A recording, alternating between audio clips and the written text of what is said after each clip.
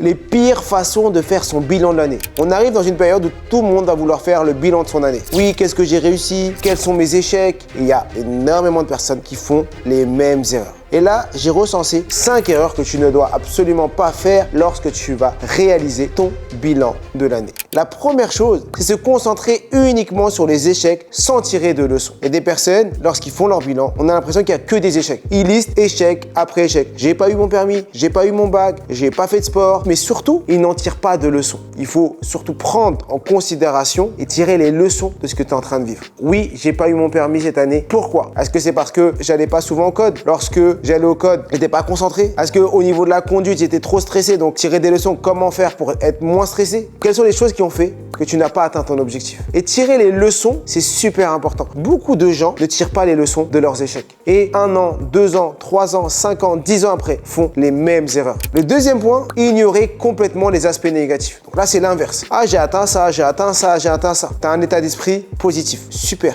Mais est-ce que ce que tu as fait pourrait pas être mieux? Si tu avais réduit un peu plus tes écrans, si tu avais un peu moins procrastiné. Ce qui se passe, c'est qu'il y a des personnes qui disent c'est bon, j'ai atteint ce que je voulais, et après, ils se reposent. Ils font plus rien. Moi, de mon côté, je suis toujours en train de réfléchir comment je peux faire mieux dans cette boucle positive. Essai, erreur, réajustement. J'essaye, je me trompe, je recommence. J'essaye, je me trompe, je recommence. J'essaye, je réussis. Ok, j'ai réussi. Maintenant que j'ai réussi, comment je pourrais faire mieux? Réussir plus vite, avec moins de temps, moins d'argent, moins de ressources. Ça, c'est le deuxième point. Avant de continuer, mets-moi en commentaire qu'est-ce que tu fais lorsque tu fais ton bilan. Mets-moi en commentaire qu'est-ce que tu écris. Comment tu organises ton bilan. J'ai vraiment envie de connaître ton mode de fonctionnement. Le troisième point, c'est ne pas définir les objectifs pour l'année suivante. Alors normalement, si tu fais ton bilan, c'est que tu as défini tes objectifs en début d'année. C'est déjà bien que tu fasses ton bilan, tu t'arrêtes, tu réfléchis ce que tu as réussi, ce qui s'est moins bien passé. Mais ce qui est important, pour bien commencer l'année, c'est d'avoir des objectifs clairs, précis, savoir où tu vas, pourquoi tu le fais. Là, on est en fin d'année, super, tu fais ton bilan, projette-toi tes 3 objectifs de l'année. Quelles sont les choses les plus importantes pour toi l'année prochaine?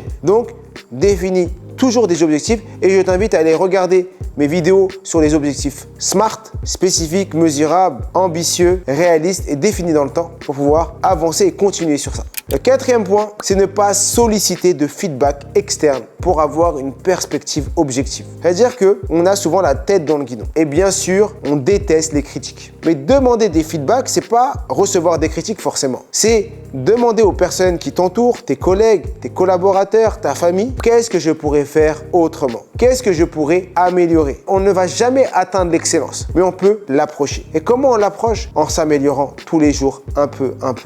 Si j'ai envie d'être le meilleur papa ou le meilleur mari, il va falloir que je demande à ma femme quelles sont les choses que je peux améliorer dans mon couple pour être le meilleur mari à ses yeux. Je dis ça parce qu'elle est cachée derrière l'écran, là, elle est à côté, on tourne ça dans mon salon. Elle a une liste très exhaustive de choses que je dois changer.